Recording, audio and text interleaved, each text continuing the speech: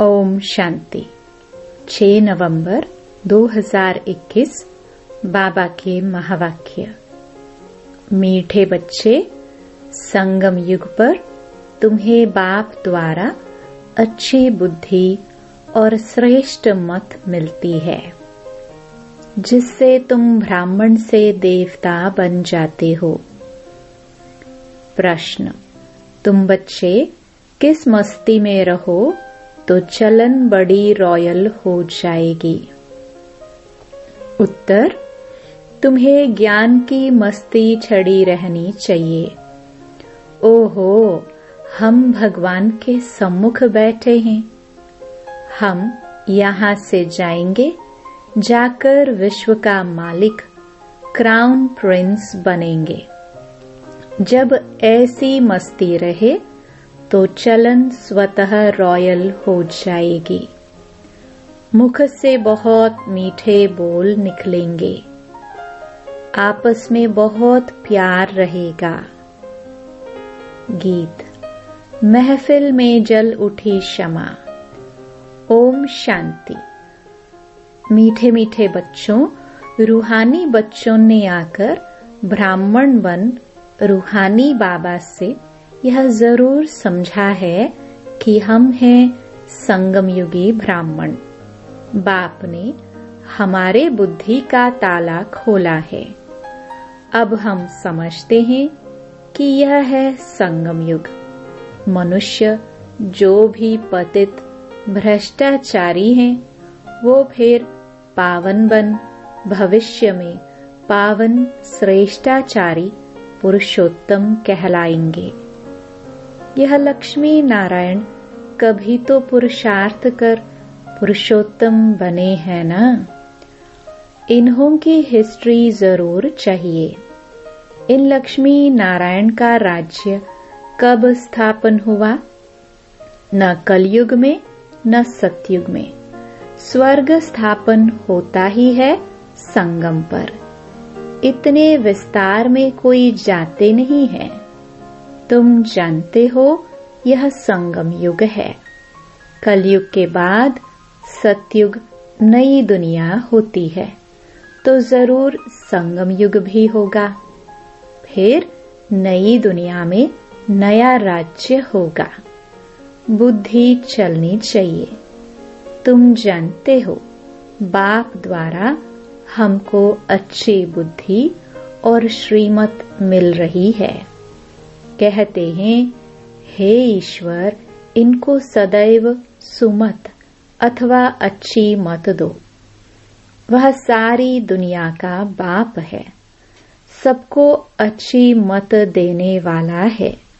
संगम युग पर आकर अपने बच्चों को अच्छी मत देते हैं, जिसको पांडव संप्रदाय और दैवी संप्रदाय शास्त्रों में लिखा हुआ है। ब्राह्मण संप्रदाय और दैवी संप्रदाय को भी कोई समझ नहीं सकते। ब्रह्मा द्वारा ही ब्राह्मण संप्रदाय बन सकते हैं। परमपिता परमात्मा ही ब्रह्मा द्वारा यह रचना रचते हैं। प्रजापिता है, तब तो इतने सब ब्रह्मा कुमार और ब्रह्मा कुमारियां हैं। जब तक कोई आकर तुम ब्राह्मणों द्वारा ज्ञान न लेवे, तब तक सद्गति कैसे हो सकती? तुम्हारे पास बहुत आएंगे, सन्यासी भी आएंगे और धर्म वाले भी आएंगे बाप से वर्षा लेने। स्वर्ग में उनका पाठ नहीं है, परंतु संदेश सबको देना है कि बाप आया है। इस समय हिंदू कहलाने वाले कोई भी देवी देवता धर्म को जानते ही नहीं। वह जो पहले सतो प्रधान थे, वह फिर तमो में आने कारण अपने को देवी देवता कहला नहीं सकते। तुम बच्चे जानते हो, रावण का राज्य भी यहाँ होता है और परमपिता परमात्मा, जिसको राम भी कहते हैं, उनका जन्म भी यहाँ ही होता है। गाते भी हैं पतित पावन सीताराम, परंतु पतित किसने बनाया? रावण कौन है? क्यों पतित पावन बाप को बुलाते हैं, यह किसको भी पता नहीं है। यह कोई समझते नहीं कि हमारे में जो 5 विकार हैं वही रावण है। जिसमें 5 विकार नहीं वह राम संप्रदाय है। अभी राम राज्य नहीं है, इसलिए सब चाहते हैं कि नई दुनिया, नया पवित्र राज्य चाहिए। राम कहाँ जाता है? शिव बाबा को, परंतु उन्होंने परमात्मा राम को समझ लिया है, इसलिए शिव बाबा को भुला दिया है। तुम समझा सकते हो कि राम राज्य किसको कहा जाता है? शास्त्रों में लिख दिया है कि राम की सीता चुराई गई। यह हो सकता है क्या कि राजा की रानी कोई चुरा ले जाए? शास्त्र भी ढेर हैं। मुख्य शास्त्र है गीता। शास्त्रों में लिखा है कि ब्रह्मा द्वारा ब्राह्मण, देवता, क्षत्रिय धर्म की स्थापना करते हैं, तो प्रजापिता भी यहाँ ही चाहिए। ब्रह्मा को इतने ढेर बच्चे हैं, तो यह है मुख वंशावली। इतने खुख वंशावली हो ना सके। जबकि सरस्वती भी मुख वंशावली है, तो ब्रह्मा की स्त्री हो नहीं सकती। अब बाप कहते हैं ब्रह्मा मुख द्वारा तुम ब्राह्मण बनते हो, मेरे बच्चे बनते हो। तुम बच्चे जानते हो शिव बाबा की कितनी महिमा है। बाप पतित पावन लिबरेटर भी है। यह सब गाते भी हैं, परंतु समझते नहीं हैं। इसलिए पहले बाप का परिचय देना है कि वह पतित पावन है, गीता का भगवान भी है। निराकार शिव बाबा है, तो जरूर आकर ज्ञान सुनाया होगा। अब जिस शरीर द्वारा ज्ञान सुनाते हैं, उसका नाम रखा है ब्रह्मा। नहीं तो ब्रह्मा कहाँ से आए? ब्रह्मा का बाप कौन? ब्रह्मा विष्णु शंकर का रचयिता कौन? यह है गुह्य प्रश्न। त्रिमूर्ति देवता तो कहते हैं, परंतु यह आए कहाँ से? अब बाप समझाते हैं। इनका भी रचयिता ऊंचे ते ऊंचा भगवान ही है, जिसको शिव कहते हैं। यह 3 देवताएं लाइट के हैं। इनमें हड्डी मांस नहीं है, परंतु मोटी बुद्धि समझ नहीं सकते। इस पर समझाना है। ऊंचे ते ऊंचा भगवान है। वह ब्रह्मा द्वारा स्वर्ग का वर्षा देते हैं। गाते भी हैं मनुष्य से देवता किए करत न लागी वार। फिर दिखाते हैं विष्णु की नाभि से ब्रह्मा निकला। कभी नाभि से भी बच्चा होता है क्या? अब बाप बैठ सब राज समझाते हैं, परंतु जब कोई समझे ना। तुम जानते हो आत्मा को ही पापात्मा पुण्यात्मा कहा जाता है।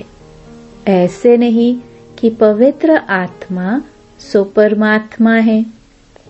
परमात्मा बाप तो सदा पावन है। तमो प्रधान को पतित कहा जाता है। सतयुग में जब सुख था तो दुख का नाम भी नहीं था। मनुष्य तो कह देते हैं स्वर्ग अभी ही है। कुछ भी समझते नहीं, परंतु अंत में आकर बाप से वर्षा लेंगे। तुम बच्चे ही जानते हो कि हम अपनी राजधानी स्थापन कर रहे हैं। विश्व का मालिक और कोई बन न सके। विश्व पर राज्य सतयुग में होता है। कलयुग में सारी विश्व पर राज्य कर न सके, यह भी किसको पता नहीं है। गीता में भी है कि महाभारी लड़ाई लगी थी, तब ही सब धर्म विनाश हो जाते हैं। जैसे बांस का जंगल होता है, वह सब सूख जाता है, तो आपस में टकराने पर आग लग जाती है और सारा जंगल जल जाता है। यह मनुष्य सृष्टि झाड़ भी जर्जरीभूत हो गया है। इनको भी अब आग लगने वाली है। एक दो में लड़कर खत्म हो जाएंगे। आग का सामान बनाते ही रहते हैं। अब एटॉमिक बॉम्ब्स द्वारा आग लगनी है। यह राज वह नहीं जानते। अब कलयुग नरक बदल स्वर्ग होने वाला है। इस ज्ञान में मस्ती बहुत चाहिए। अपने को देखना है कि हम उस मस्ती व नशे में रहते हैं। हम परमात्मा के संतान हैं, उनसे स्वर्ग का वर्षा पा रहे हैं। आपस में बात करने की रॉयल्टी चाहिए।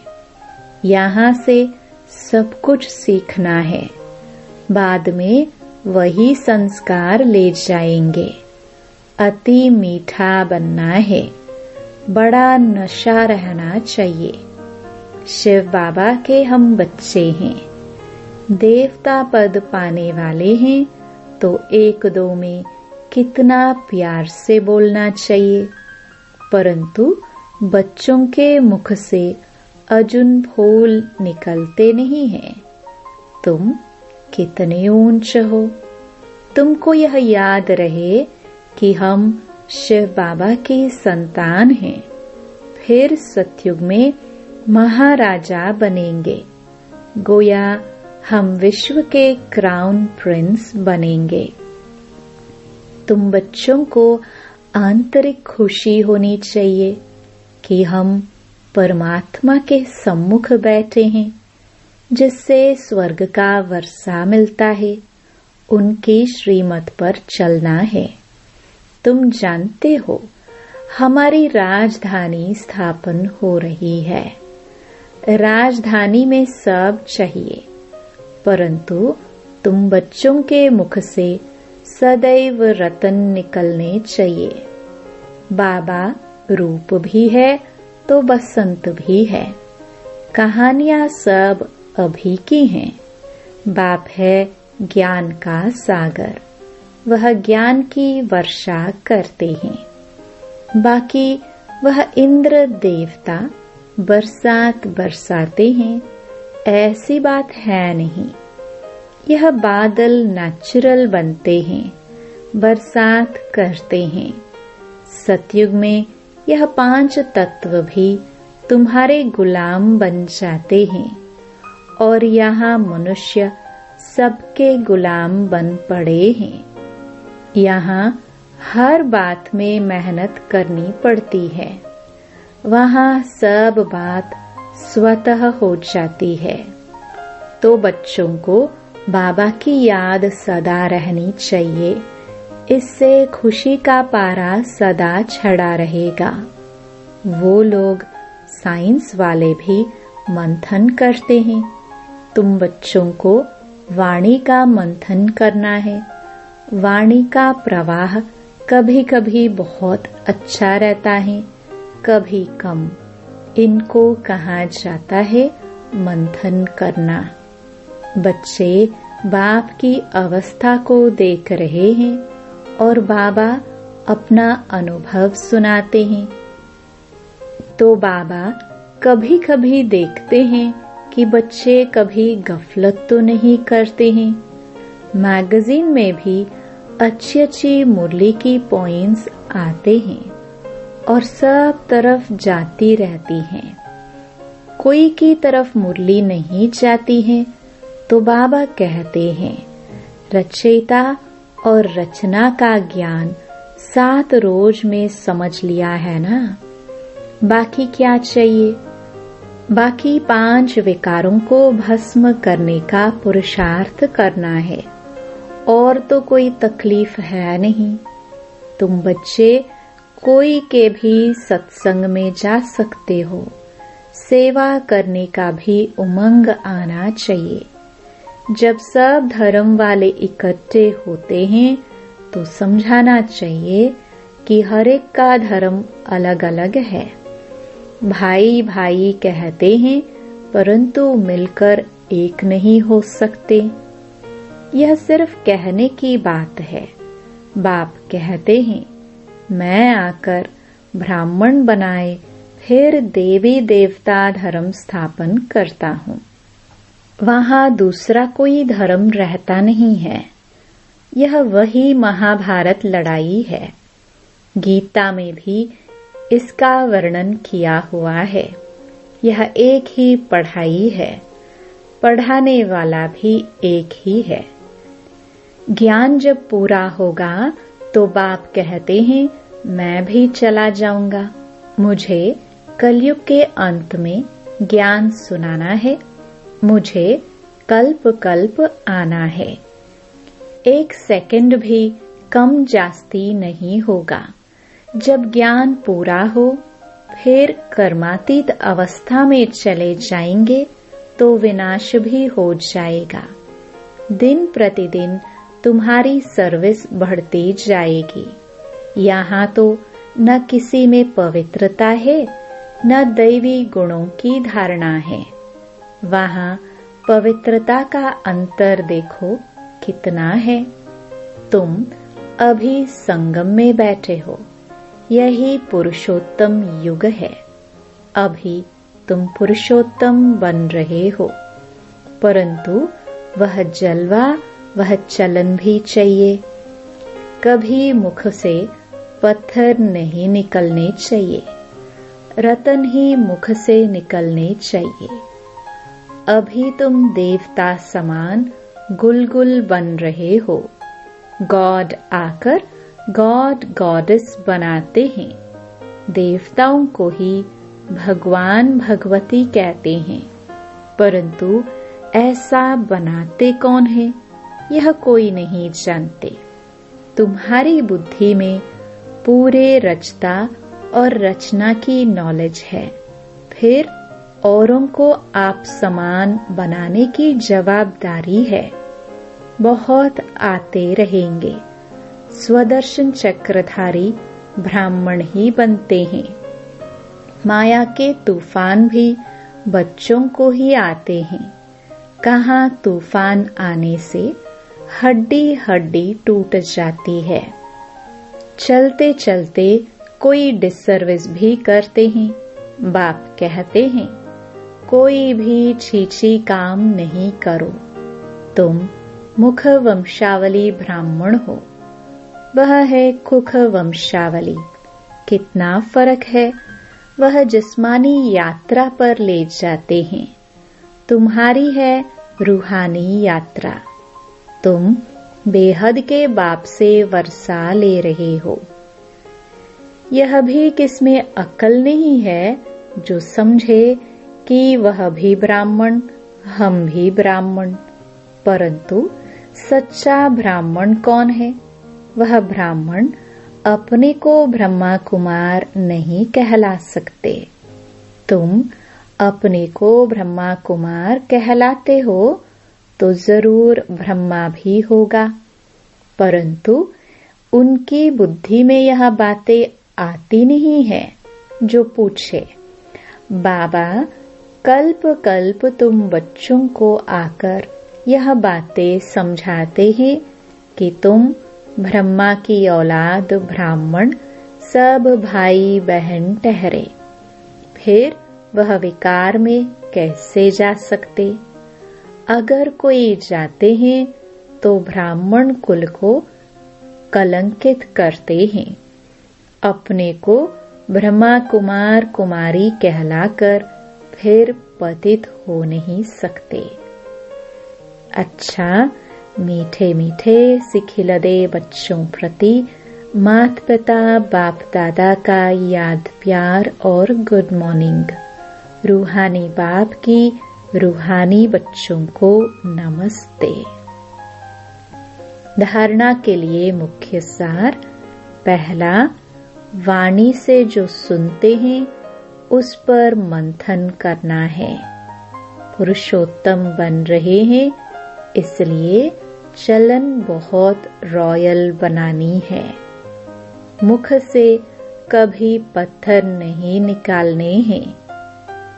दूसरा, बहुतों को आप समान बनाने की जवाबदारी समझ सर्विस पर तत्पर रहना है। कोई भी छीछी गंदा काम करके डिसर्विस नहीं करनी है। वरदान, एकरस स्थिति द्वारा अतीन्द्रिय सुख की अनुभूति करने वाले सर्व आकर्षणों से मुक्त भव। जब इंद्रियों की आकर्षण और संबंधों की आकर्षण से मुक्त बनो, तब अतीन्द्रिय सुख की अनुभूति कर सकेंगे। कोई भी कर्मेंद्रिय के वश होने से जो भिन्न भिन्न आकर्षण होते हैं, वह अतीन्द्रिय सुख व हर्ष दिलाने में बंधन डालते हैं।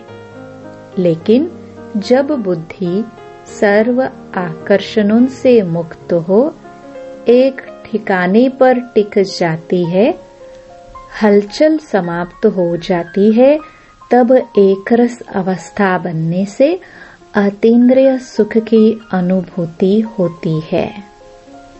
स्लोगन, अपने बुद्धि की लाइन सदा क्लियर रखो तो एक दो के मन के भावों को जान लेंगे। ओम शांति।